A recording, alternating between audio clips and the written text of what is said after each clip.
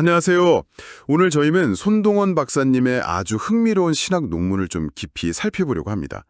이게 미국 킬링 커뮤니티 교회 국제 심포지엄에서 발표돼서 많은 분들께 큰 울림을 줬던 내용이라고 하는데요. 제목이 이렇습니다. 가족들로부터 무시당했지만 하나님의 뜻을 이루었던 성경 인물에 대한 연구. 네, 제목부터가 상당히 흥미롭죠. 그렇죠. 가장 가까운 가족한테조차 외면당했던 인물들, 뭐 요셉이나 모세, 다윗 같은 분들이잖아요.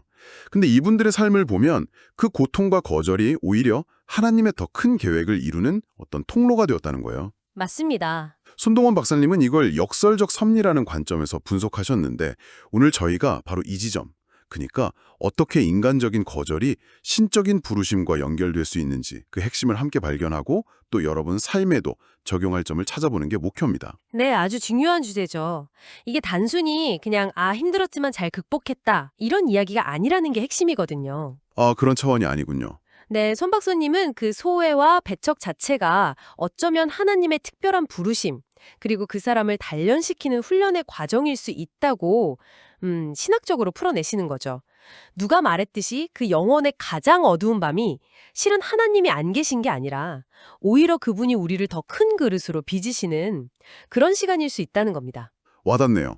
좋습니다. 그럼 이 놀라운 반전의 이야기, 손동원 박사님의 통찰을 따라서 한번 본격적으로 탐구해보죠. 박사님께서 제시하신 5가지 핵심적인 관점을 중심으로 이야기를 풀어가 보겠습니다. 첫 번째로 생각해볼 지점인데요. 가장 믿었던 가족에게 외면당했을 때 이게 혹시 실패가 아니라 하나님의 특별한 선택의 시작일 수도 있다.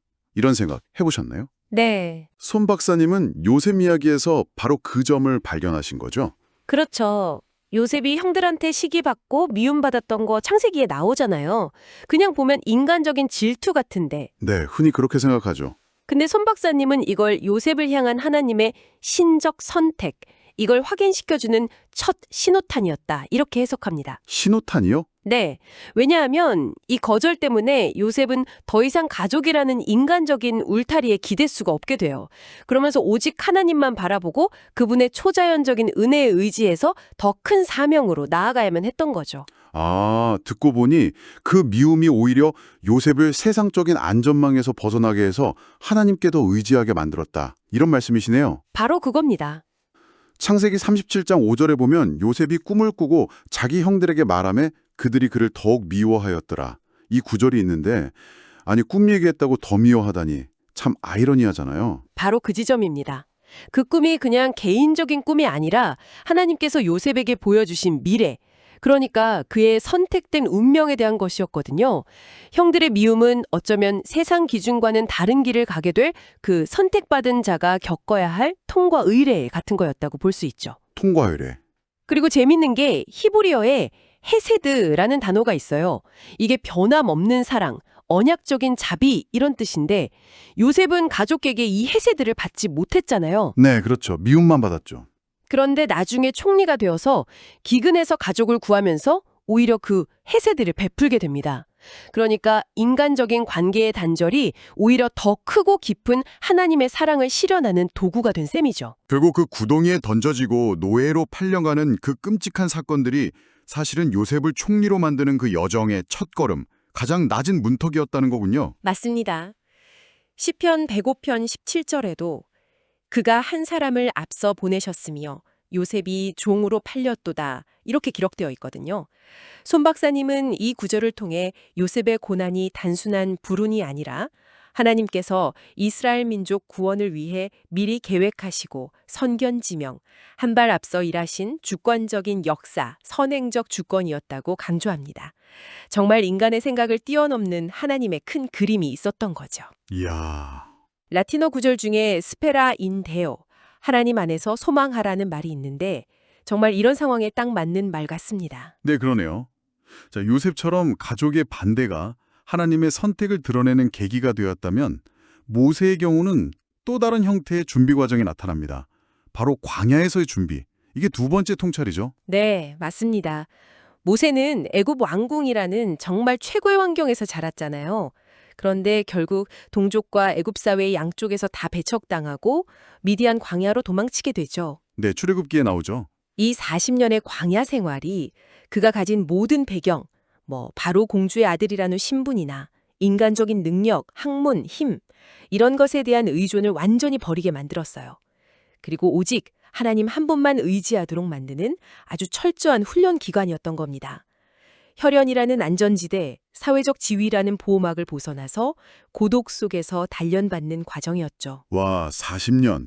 정말 광야는 아무것도 없는 곳인데 의지할 때라고는 정말 하나님밖에 없는 그런 상황이었겠네요. 그렇죠. 출애굽기 2장 15절에 보면 모세가 바로의 낯을 피하여 미디안 땅에 머물며 하루는 우물 곁에 앉았더라 이렇게 나오는데 왕궁에서 살던 사람이 하루아침에 도망자 신세가 돼서 낯선 땅 우물가에 상상만 해도 정말 막막했을 것 같아요. 네, 막막했겠죠.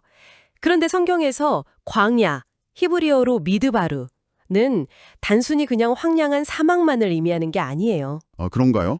오히려 세상의 소음과 단절되어서 하나님과 깊이 만나고 그분의 음성을 듣고 또 그분의 백성을 이끌 지도자로 준비되는 그런 신학적인 공간으로서의 의미가 훨씬 강합니다. 신학적인 공간? 모세가 두려워서 도망친 그 행위, 히브리어로 바라르라고 하는데 그 행위조차도 하나님은 당신의 섭리 안에서 이스라엘의 위대한 지도자를 빚으시는 기회로 사용하신 거죠. 인간적인 도피가 하나님의 계획 속에서는 다른 의미를 가졌군요. 네, 실제로 나중에 성경 보면 모세의 온유함, 히브리어로 아나브라고 하는데 이 온유함이 땅 위의 모든 사람보다 더 했다고 기록되어 있거든요. 네, 민수기에 나오죠. 이 겸손함과 온유함이야말로 화려한 왕궁이 아니라 바로 그 척박한 광야에서의 훈련을 통해 얻어진 리더십의 핵심 자질이었던 겁니다. 그러고 보니 모세가 하나님을 만난 결정적인 사건, 그 떨기나무 불꽃 체험도 바로 이 광야에서 일어났군요. 세상 관심 밖으로 밀려났을 때 오히려 하나님의 부르심의 중심에 서게 된 거네요. 정확합니다. 손 박사님은 하나님께서 내가 반드시 너와 함께 있으리라 이렇게 약속하시면서 모세의 그 깊은 소외감을 하나님의 강력한 임재로 채워주셨다고 설명해요.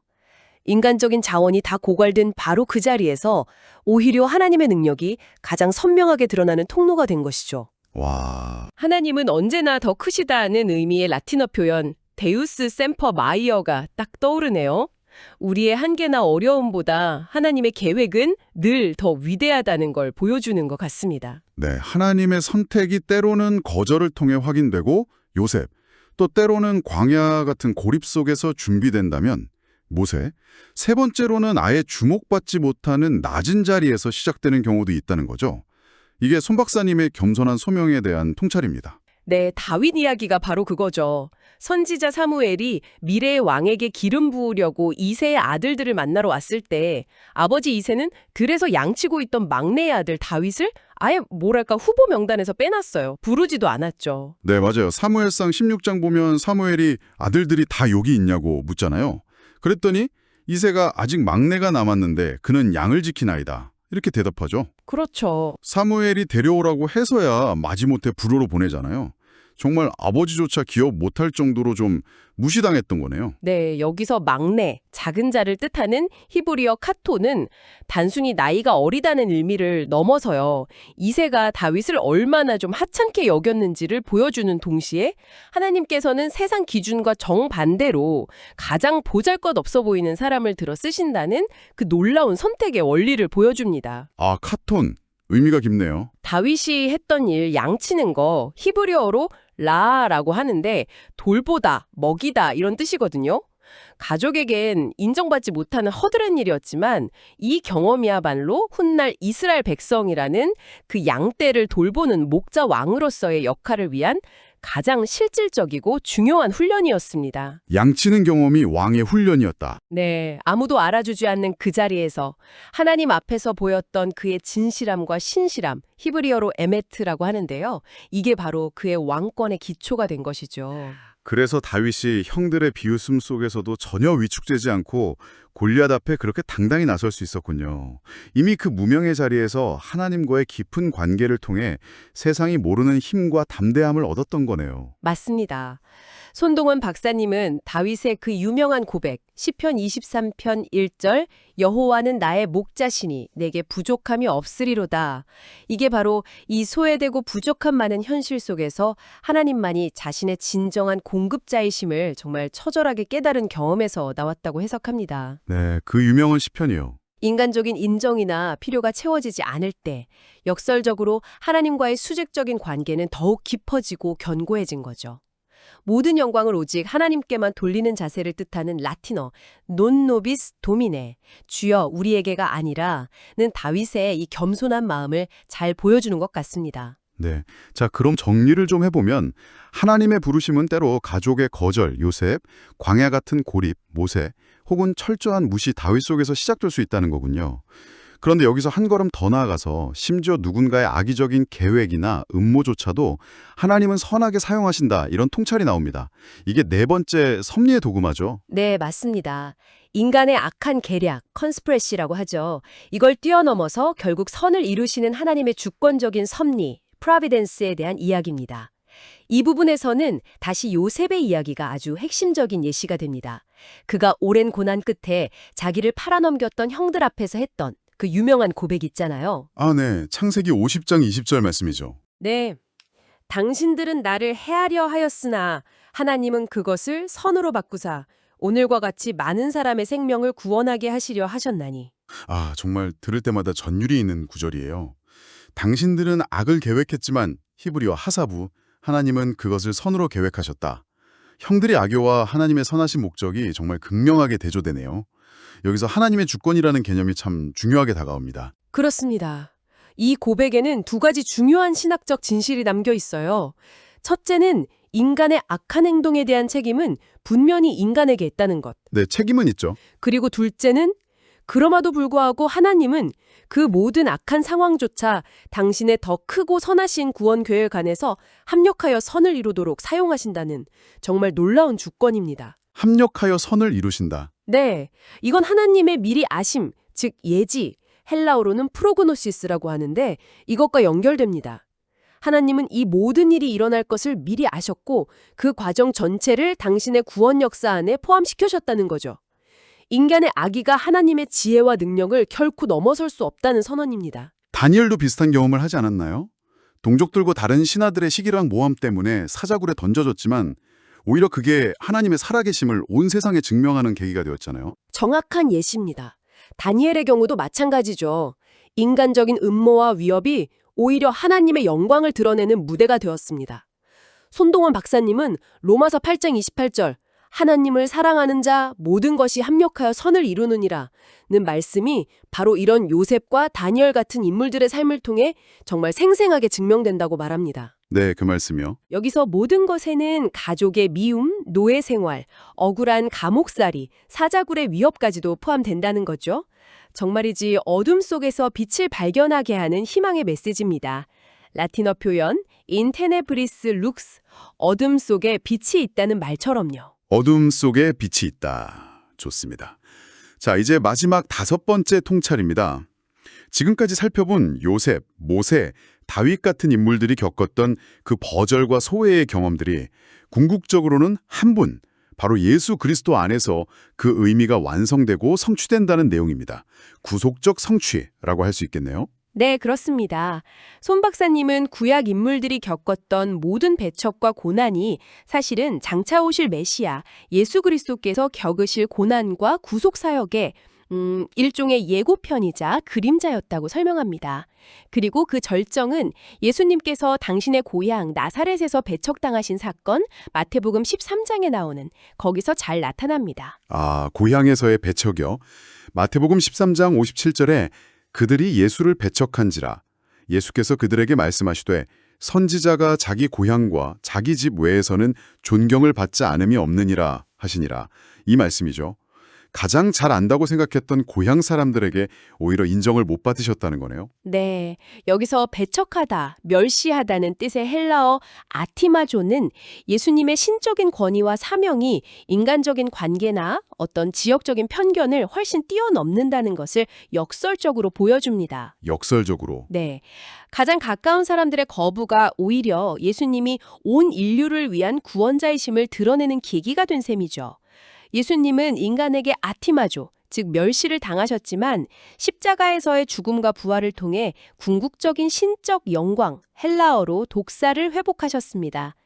구약 인물들의 소회는 바로 이 영광으로 나아가는 십자가의 길을 미리 보여준 것이라고 할 수 있습니다. 아, 예수님께서 고향에서 인정받지 못하셨지만 결국 혈연 중심의 공동체가 아니라 베드로 같은 제자들을 부르셔서 믿음으로 연결된 새로운 영적 가족, 교회를 세우셨다는 점도 이 맥락에서 보면 참 의미심장하게 다가옵니다. 맞습니다. 손동원 박사님은 이사야 53장 3절에 그는 멸시를 받아 사람들에게 버림받았으며 이 고난받는 종의 예언이 바로 예수님을 통해 완전하게 성취되었다고 강조합니다. 예수님은 인류의 모든 소외와 거절을 당신의 몸에 다 짊어지시고 대신 고난받으심으로써 우리와 하나님 사이의 관계를 회복시키는 대속을 이루셨습니다. 대속. 가독에게서 시작된 배척은 결국 온 인류의 죄와 거부를 상징하고요. 십자가는 이 모든 것을 끌어안고 화해를 이루는 하나님의 사랑의 정점인 것이죠. 십자가는 나의 구원이다 라는 라틴어 크룩스미 살루스가 이 진리를 함축합니다. 가장 부끄러운 형틀이 가장 위대한 구원의 도구가 된 역설입니다. 와, 정말 깊은 내용이네요. 오늘 손동원 박사님의 논문을 통해 요셉, 모세, 다윗, 그리고 궁극적으로 예수 그리스도의 삶을 따라가 보면서 정말 놀라운 패턴을 발견했습니다. 인간적인 거절과 외면이 오히려 하나님의 선택과 섭리를 이루는 예상치 못한 통로가 될 수 있다는 것. 마치 시편 118편 22절에 건축자가 버린 돌이 집 모퉁이의 머릿돌이 되었나니 이 말씀처럼요. 버려진 존재가 가장 중요한 기초가 된다는 이 역설 말입니다. 네. 신학적으로 좀 정리를 해보면 몇 가지 중요한 점을 짚을 수 있는데요. 첫째, 예수 그리스도의 그 낮아지심과 배척, 헬라어로 타페이노우라고 하는데 자기를 낮추신 거죠. 이것이 역설적으로 십자가를 통해 혈연을 넘어선 새로운 믿음의 공동체, 즉 교회를 탄생시키는 기초가 되었다는 겁니다. 새로운 공동체의 기초. 네, 둘째는 이 모든 고난의 경험들이 결국 하나님께서 역사의 진정한 주인이시며 주권자, 헬라어로 퀴리오스, 주님이심을 우리에게 깨닫게 해준다는 거죠. 로마서 8장 말씀처럼 아들까지 내어주신 하나님께서 우리에게 다른 모든 것을 주시지 않겠냐는 그런 믿음을 갖게 하는 겁니다. 어쩌면 우리가 겪는 고난은 하나님의 더 큰 사랑과 축복을 담을 그릇을 준비시키는 과정일 수도 있어요. 그릇을 준비시키는 과정? 그래서 손 박사님은 이사야 41장 10절 두려워하지 말라 내가 너와 함께함이라 참으로 너를 도와주리라 참으로 나의 의로운 오른손으로 너를 붙들리라 이 약속의 말씀을 붙들라고 강조합니다. 하나님의 임재 약속이야말로 이 모든 소외와 고통을 이겨낼 궁극적인 힘이라는 거죠. 네, 하나님의 임재 약속. C.S. 루이스도 비슷한 말을 했어요. 믿음이란 모든 상황이 결국 좋아질 것이라는 확신이 아니라 상황이 어떻게 되든 나는 괜찮을 것이라는 확신이다. 결과가 아니라 과정 속에서 하나님과 함께하며 평안을 누리는 것. 그게 진짜 믿음이라는 통찰이죠. 아, 그거 정말 중요한 말씀이네요. 네. 이해할 수 없는 고난 속에서도 믿음으로 하나님의 깊은 뜻과 지혜를 찾으려는 자세, 이걸 라틴어로 fides quaerens intellectum, 이해를 추구하는 믿음이라고도 합니다. 오늘 살펴본 모든 성경 인물들의 삶은 고난을 통해 오히려 승리할 수 있음을 보여주는 강력한 증거, 헬라어로 마르추리아가 됩니다. 네, 그럼 이 깊은 통찰을 오늘 우리 삶에 어떻게 적용해 볼 수 있을까요? 거창한 것보다 한 3가지 정도 생각해 볼 수 있을 것 같습니다. 첫째는 혹시 지금 누군가에게 외면당하거나 인정받지 못한다고 느끼신다면 그 상황을 실패가 아니라 하나님께서 나를 특별하게 연단하시는 훈련소로 한번 관점을 바꿔보는 겁니다. 사람의 인정보다는 하나님의 인정을 구하는 거죠. 네, 관점의 전환이 중요하죠. 둘째는 마치 모세가 광야에서 또 다윗이 양치는 들판에서 그랬던 것처럼 남들이 알아주지 않는 외롭고 낮은 자리에 있다 할지라도 지금 내게 맡겨진 작은 일에 묵묵히 최선을 다하며 순종하는 자세, 이게 필요하다는 겁니다. 맞습니다. 그 자리에서의 충성됨이 중요하죠. 마지막으로는 나의 이 고난과 외로움이 어쩌면 예수님이 걸어가셨던 그 길과 조금은 닮아 있을 수 있음을 기억하는 거예요. 그리고 이 과정을 통해 결국 하나님의 선하신 뜻과 영광이 드러날 것이라는 소망, 그 구속적인 소망을 놓지 않는 것이 중요합니다. 네, 그 소망이 우리를 붙들어줍니다. 오늘 손동원 박사님의 논문을 통해 나눈 이야기들, 여러분 어떠셨나요? 어쩌면 지금 여러분의 삶에서 가장 인정받지 못하고 외면당한다고 느끼는 바로 그 지점이 하나님께서 여러분을 통해 가장 놀라운 이야기를 써내려가기 시작하시는 첫 페이지일지도 모릅니다. 여러분의 거절된 경험 속에 숨겨진 하나님의 특별한 부르심은 무엇일까요? 이 질문을 오늘 마음에 품고 돌아가셔서 한번 조용히 탐구해 보시는 시간을 가져보시길 바랍니다.